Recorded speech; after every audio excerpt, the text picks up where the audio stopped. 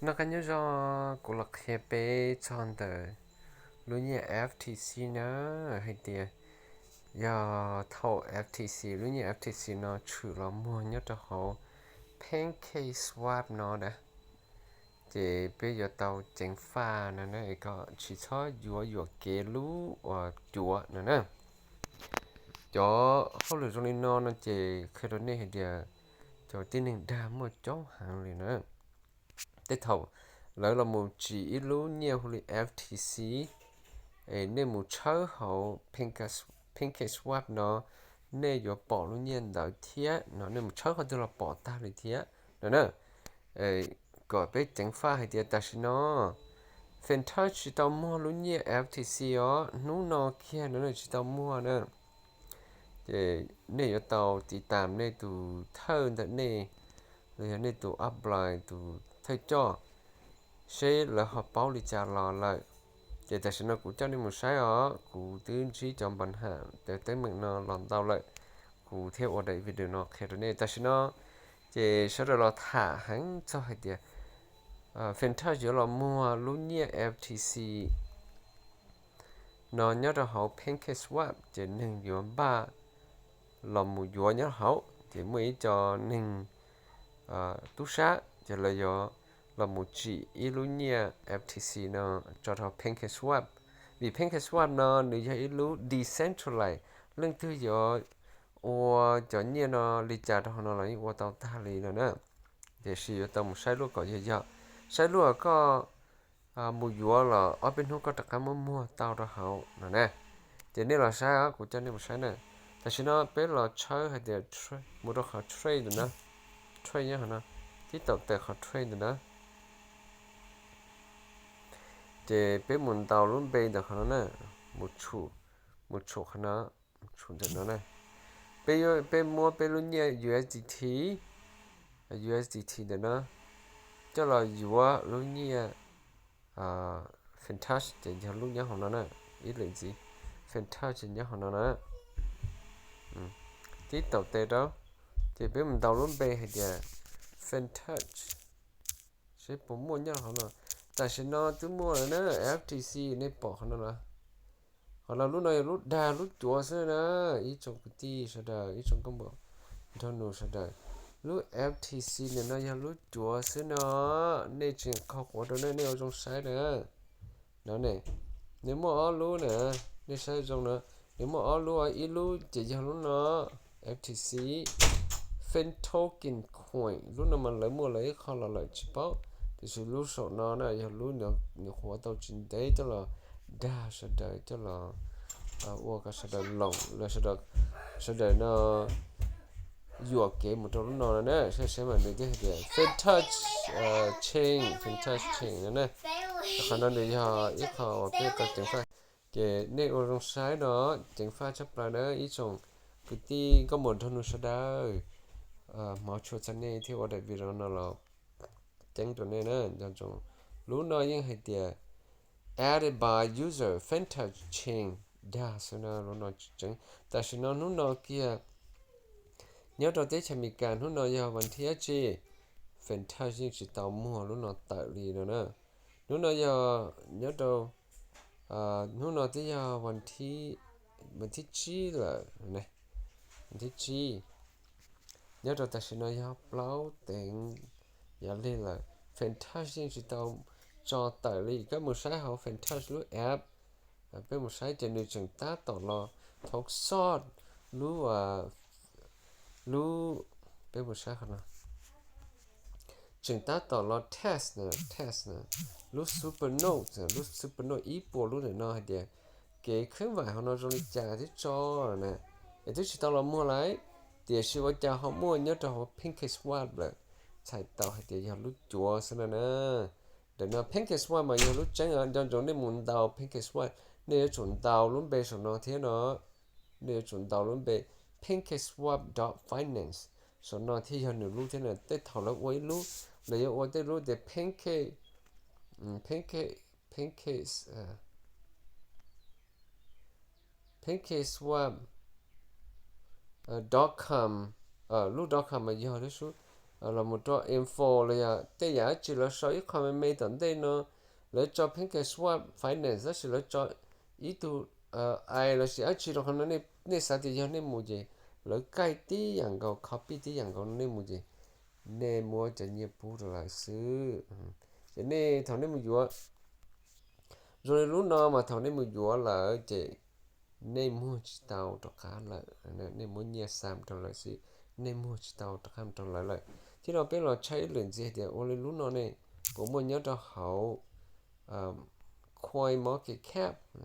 coin market cap thì nó mua thế này giờ tí lúc nào thế này nó bỏ số nó là ô cho tôi sáng mà là kinh tế thế này thì chỉ nên tránh pha vì nên chỉ tông chi vậy nên chỉ bảo cũng chi lại cũng thế là hết rồi này nên cho ở lò cổng lúc lan luôn từ nó nè lòn đó cũng ấy cũng mua cho cái kia nó trong này nè lòn đó cũng mất hết trong này cái này cái gì tôi được cũng họ cũng tôi Facebook là gì cũng tôi WhatsApp này ít phải cũng đi mua trong này hả nó lúc thì sao tôi cho cái cỡ nó tôi trong này chúng mình thực hiện nó trong này nè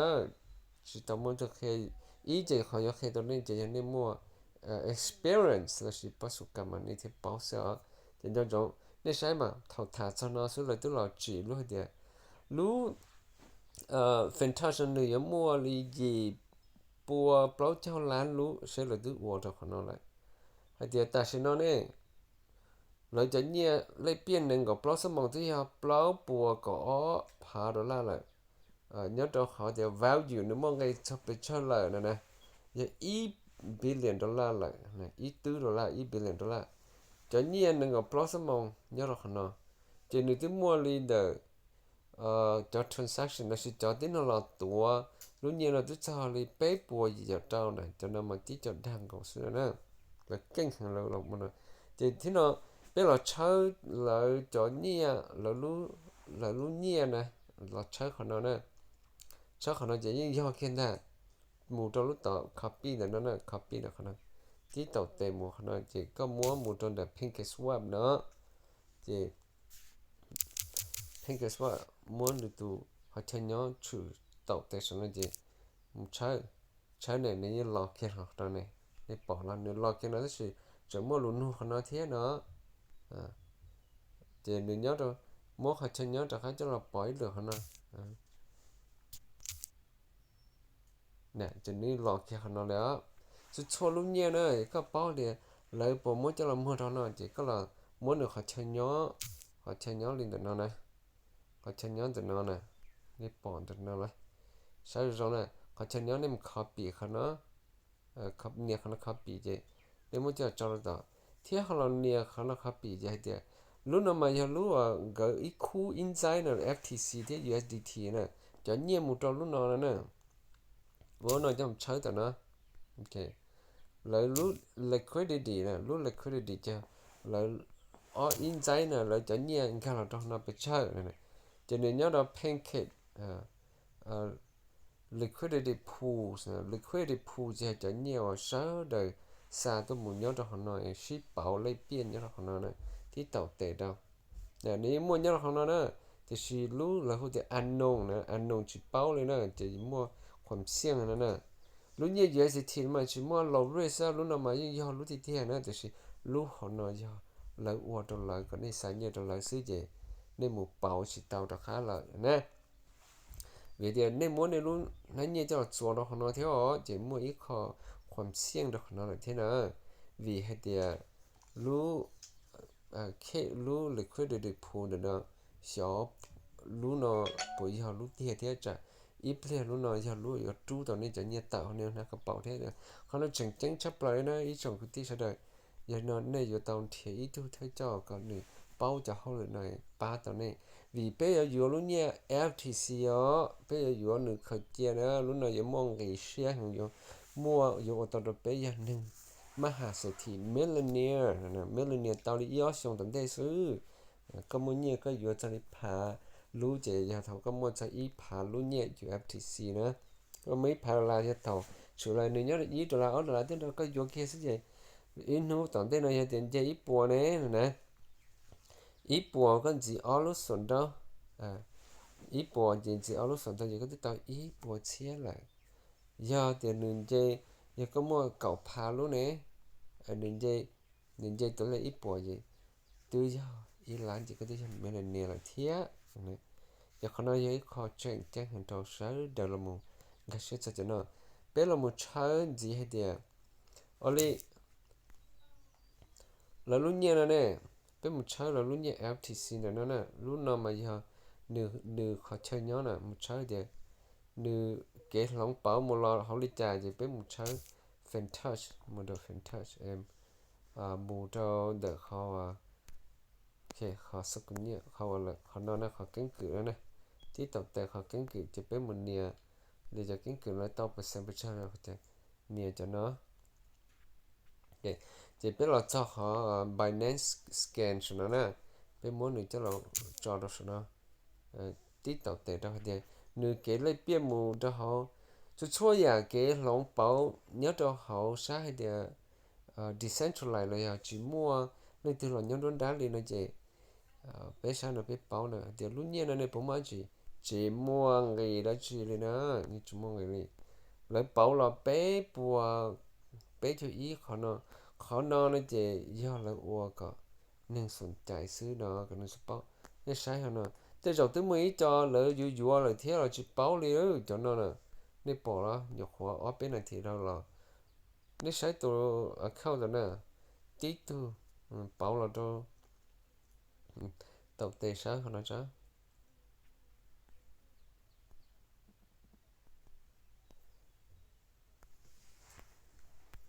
thì chỉ bé bùa tự khó transaction thế gì cho account tụi nó lò đi nó là nó giờ ở số mong thọ lại bé mù cho nếu mua giờ bé bùa tự khó nó mua sai sai ok nếu sai tụi nó nếu như muốn đáo tụi nó lấy tiền tụi nó sai sai tụi tụi account nó mua nhiều bữa chơi mua ít phá ở bùa cậu ở đó cậu đó là nhớ cho họ được mua ngày cho nó nhớ trong này nhiều nữa là sai là gì thì biết thực sự là lời cho nó giờ thì mới cho nên là vừa chơi lợi từ cái bệnh to hàng đó nó lên là nó thì là biết sai thì thầu tư nó ý sớm mong mù đó tận đây mù khảo sát thái sẽ là biết thực sự là nó khó tao là đi bé nú nó xứ nè thế thằng mà lỡ sĩ cho account ý cho bản sĩ cho là vừa là có sự đời bỏ thì ô muốn nên lấy biết nó sẽ giờ lúc kia bỏ chỉ sau đó mà kia cho nó mà tuyên chỉ lọ đó cho chọn nữa fan thơ chỉ tao là